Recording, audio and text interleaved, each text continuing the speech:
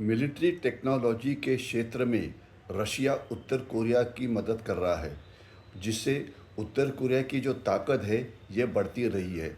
तो इसका world politics के ऊपर क्या असर होता है, अमेरिका के ऊपर क्या असर होता है, और मैं सोचता हूँ कि ज़्यादा इम्पोर्टेंट है कि इसका भारत के ऊपर क्या असर होता है। एक चीज़ पता होनी चाहिए कि नॉर्थ कोरिया को एक रोग नेशन माना जाता है कि जो दुनिया के जो रूल्स है वो फॉलो नहीं करता, और सामदंड भेद का इस्तेमाल करते हुए वो अलग अलग प्रकार की जो टेक्नोलॉजीज़ है उसे हासिल करता है। वो मिसाइल की टेक्नोलॉजी हो या न्यूक्लियर वेपन की टेक्नोलॉजी हो या और कोई हो। जब तक सवाल है नॉर्थ कोरिया और रशिया के बीच में, इसमें रशिया उन्हें काफ़ी सारी टेक्नोलॉजी ट्रांसफ़र कर रहा है, जिसमें जासूसी करने वाले उपग्रह है, जिसमें न्यूक्लियर सबमरीन्स है, जिसमें आईसीबीएम यानी इंटरकॉन्टिनेंटल बैलिस्टिक मिसाइल्स है, जिससे जो नॉर्थ कोरिया की जो ताकत है ये काफ़ी ज़्यादा बढ़ रही है।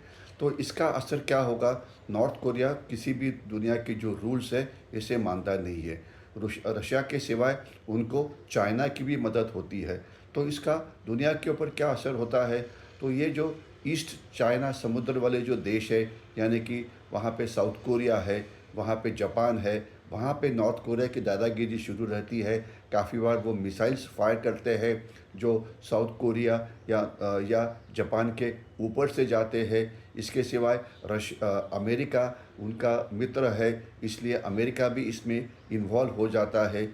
तो ये जो एक्सिस है रशिया और नॉर्थ कोरिया के बीच में, इसका अमेरिका को खतरा काफ़ी है, क्योंकि ये जो टेक्नोलॉजी जो नॉर्थ कोरिया हासिल करता है वो और किसी दूसरे कोई रोग देश है, कोई ऐसे दहशतवादी गठ है, इनको भी ये दे सकता है। तो इसलिए ये जो खतरा है ये पूरी दुनिया के लिए बिल्कुल है। आपको पता होना चाहिए कि फ़िलहाल रशिया नॉर्थ कोरिया को ये टेक्नोलॉजी क्यों दे रहा है। इसका कारण यह है कि नॉर्थ कोरिया रशिया को बहुत सारी मदद कर रहा है। अभी यूक्रेन रशिया युद्ध शुरू है, वहाँ पे रशिया को एम्यूनिशन बड़ी संख्या में चाहिए। तो ये जो एम्यूनिशन होती है इसका खर्चा काफ़ी होता है। तो एम्यूनिशन देने में नॉर्थ कोरिया उनको मदद करता है, रशिया को मदद करता है।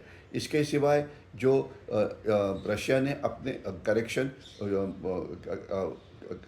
एक बार मैं रिपीट करता हूँ, इसके सिवाय जो नॉर्थ कोरिया है उसने अपने काफ़ी सारे सैनिक ये रशिया को मदद करने के लिए भेजे हुए हैं। इससे क्या होता है, इससे नॉर्थ कोरिया को लड़ने का एक्सपीरियंस मिलता है। और जब तक सवाल है रशिया का, उनके काफ़ी सारे सैनिक जो अभी हमेशा कम पड़ रहे हैं, ये उसकी जो डेफिशिएंसी है ये कुछ हद तक पूरी हो जाती है। तो ये जो खतरा है दक्षिण कोरिया को है, नॉर्थ कोरिया का है, एशिया पैसिफिक के अंदर जापान को है। जब तक यूक्रेन युद्ध में है तो ये खतरा यूरोप को भी है, क्योंकि यूक्रेन युद्ध में रशिया को अगर एम्यूनिशन नहीं मिलेगी तो रशिया ये युद्ध कैसे लड़ेगा। इसके सिवाय जो टेक्नोलॉजी है न्यूक्लियर वेपन्स की, वो उसका प्रसार हो सकता है।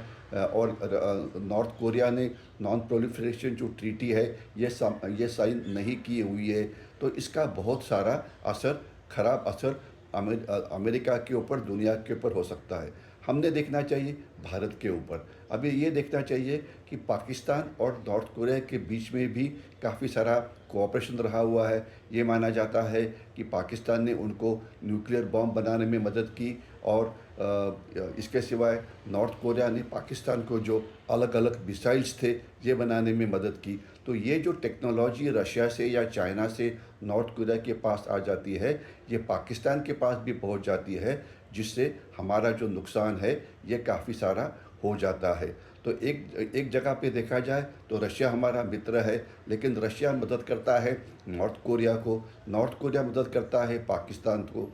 तो केवल अमेरिका ही नहीं, केवल यूरोप ही नहीं, इसका खतरा जो है नॉर्थ कोरिया को, वो भारत को भी है। इसके ऊपर हमने नज़र रखनी चाहिए।